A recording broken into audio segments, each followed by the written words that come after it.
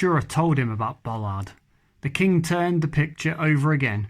In the light of the match, Shura imagined for a moment that he saw a resemblance to Bollard, as if a monster had swallowed up this beautiful young lady and now she was trapped in that horrible body.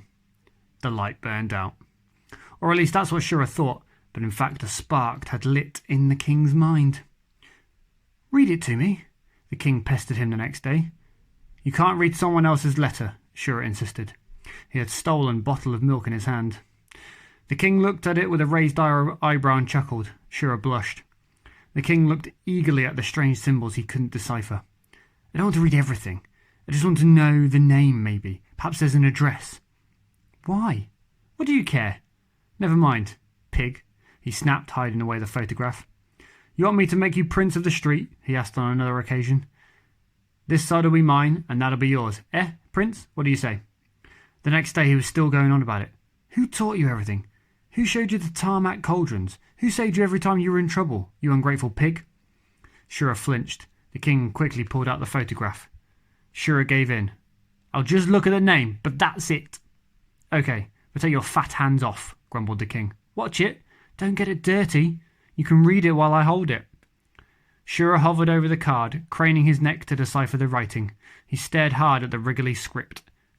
They weren't the same kind of letters that he had learned at school. The school ones were like typed print, strong, clear, angular, and each one standing on its own. But these ones were how grown-ups wrote. They were loopy and clumped together in groups. The only thing he could make out was where one word ended and the next began.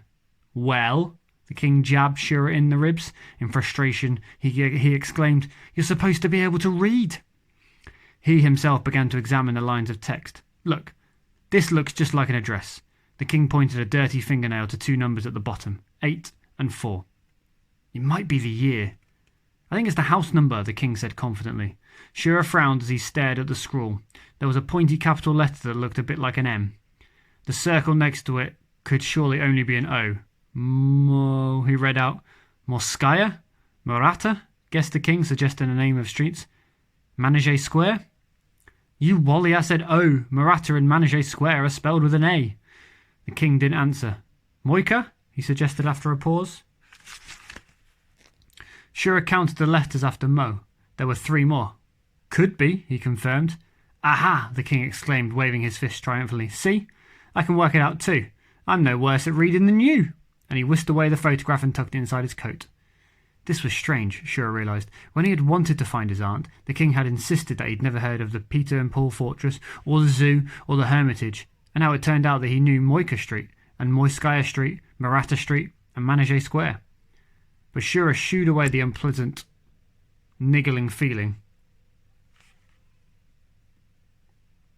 They hung around for a while on the streets, looking for something to steal for lunch. They wandered from shop to shop, from market to market, from one stall to another. The king didn't feel like anything today. "Apples," Shura suggested. "Too sour." "A bread roll?" "Sick of bread."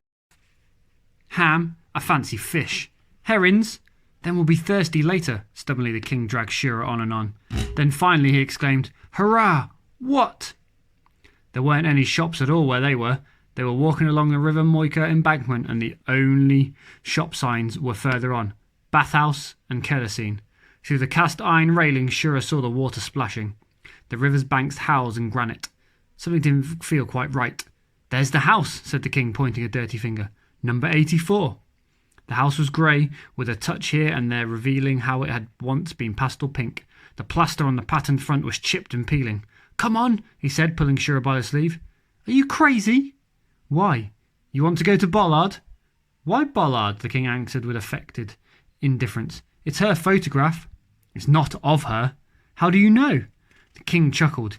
"You said yourself, Bollard's like a hippopotamus. Does it look like one in the picture?" "I said rhinoceros, but so what? She must have nicked it from somewhere, like you." Shura blushed. Why would she steal someone else's photograph? "Well, why did you?" Shura didn't have an answer. "So here we are, 2 kind boys bringing it back, and as a reward they'll pile our plates high with scoff."